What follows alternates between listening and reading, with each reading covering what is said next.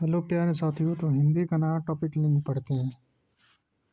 तो अगर लिंग की बात किया जाए तो लिंग का अर्थ होता है चिन्ह, अर्थात जिस संज्ञा शब्द से या जिस चिन्ह से किसी वस्तु या व्यक्ति के स्त्री या पुरुष होने का बोध होता है उसे क्या बोलते हैं, उसे लिंग कहते हैं। हिंदी व्याकरण में अगर लिंग की बात किया जाए तो लिंग के दो भेद होते हैं, एक पुल्लिंग और दूसरा स्त्रीलिंग। पुल्लिंग किसे कहते हैं आइए इसको देखते हैं। तो जिस संज्ञा शब्द से पुरुष पुरुष जाति का बोध होता है उसे क्या बोलते हैं, उसे पुल्लिंग कहते हैं। जैसे में घोड़ा, हाथी, कबूतर, बकरा, कुत्ता आदि।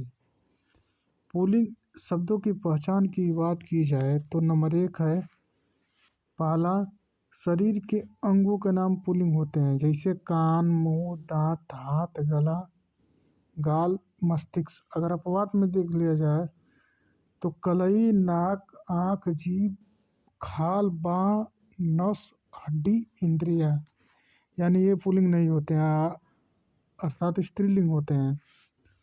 दूसरा में देखें, रत्नों के नाम प्राय क्या होते हैं, पुल्लिंग होते हैं, जैसे मोती, हीरा, पुखराज और लीलम। और अपवाद में लिख दिया जाए तो मणि और चुन्नी, ये पुल्लिंग नहीं होते हैं। आगे चलते हैं।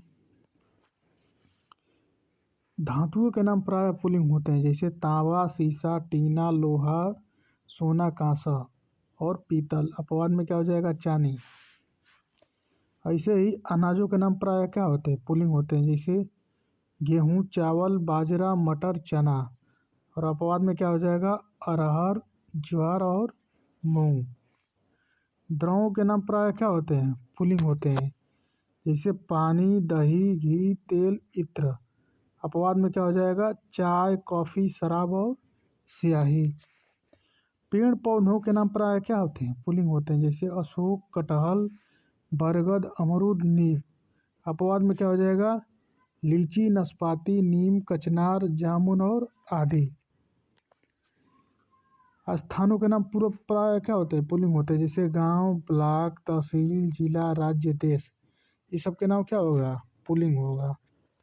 आगे चलते हैं।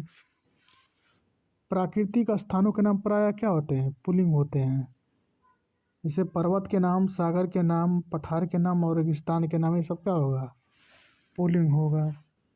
समय सूचक शब्द यानी सेकंड, मिनट, घंटा, दिन, सप्ताह, महीना, वर्ष, ये समय सूचक को दर्शाते हैं, पुल्लिंग होंगे।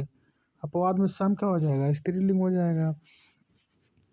पदों के नाम दोनों लिंगों में प्रयुक्त किए जाते हैं, जैसे master, doctor, engineer, PM, CM, यानी उभय लिंग होते हैं। अगला है, द्वंद्व समास वाले शब्द प्राय क्या होते हैं, पुल्लिंग होते हैं, जैसे माता पिता, भाई बहन, नर नारी, चाचा चाची और नायक नायिका। नोट में देख लेते हैं, हमेशा पुल्लिंग में प्रयुक्त होने वाले प्रयोग, जैसे कौवा, उल्लू, खटमल, मच्छर, चीता, गेंडा, बिच्छू, ये सब हमेशा पुल्लिंग में प्रयोग किए जाने वाले शब्द हैं। आइए आगे चलते हैं। स्त्रीलिंग किसे कहते हैं, जिससे स्त्री जाति का बोध होता है उसे क्या बोलते हैं, स्त्रीलिंग बोलते हैं, जैसे बकरी, लड़की, लोमड़ी और चिड़िया। अगर पहचान की बात किया जाए तो नंबर एक देखते हैं, भाषा एवं बोली एवं लिपियों के नाम क्या होते हैं, स्त्रीलिंग होते हैं, जैसे हिंदी, अंग्रेजी, अवधी, बघेली, मैथिली, ब्राह्मी, कुटिल और फारसी और आदि, ये सब स्त्रीलिंग होंगे। दूसरा नंबर पर देखते हैं, नदियों के नाम प्राय क्या होते हैं, स्त्रीलिंग होते हैं, जैसे गंगा, यमुना, ताप्ती, गोमती, राप्ती। अपवाद में देख लेते हैं, सिंधु नदी, ब्रह्मपुत्र और सोन नदी, सब स्त्रीलिंग होंगे। तीसरे नंबर पर देखते हैं, खाद्य पदार्थों के नाम प्राय क्या होते हैं, स्त्रीलिंग होते हैं, जैसे रोटी, पूड़ी, कचौड़ी, तरकारी, अचार, दाल। अपवाद में देख लेते हैं, हलवा, दही, दूध, पराठा, रायता, ये सब पुल्लिंग के अंतर्गत आएंगे, यानी स्त्रीलिंग नहीं है। आगे चलते हैं। पुल्लिंग से स्त्रीलिंग बनाने के नियम। पहला नियम, आप प्रत्यय के योग से, जैसे सूत है इसमें आप प्रत्यय लगा देंगे तो सूता हो जाएगा, इसे इसी से शिष्या, अज से अजा। ई प्रत्यय के योग से कैसे बनेगा, बकरा। इसमें ई प्रत्यय लगा देंगे, बकरी गधा का गधई हो जाएगा। आइन प्रत्यय के योग से मास्टर, इसमें आइन प्रत्यय जोड़ देंगे तो मास्टराइन। ऐसे डॉक्टर डॉक्टराइन, पंडित पंडिताइन, तिवारी तिवारिन। नी प्रत्यय के योग से चोर, चोर में अगर नी प्रत्यय जोड़ेंगे तो चोरनी। ऐसे ही मोर में मोरनी। आगे चलते हैं। आनी प्रत्यय के योग से पुल्लिंग और स्त्रीलिंग देवर देवरानी, जेठ जेठानी, नौकर नौकरानी। इन प्रत्यय के योग से पुल्लिंग माली माली से मालिन, धोबी से धोबिन, पुजारी से पुजारिन।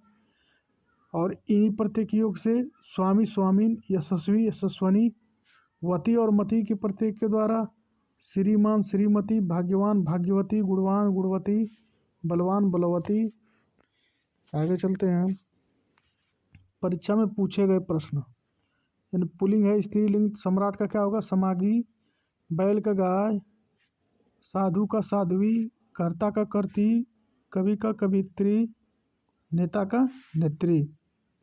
संस्कृत भाषा के शब्द की बात किया जाए तो नंबर 1 देख लेते हैं।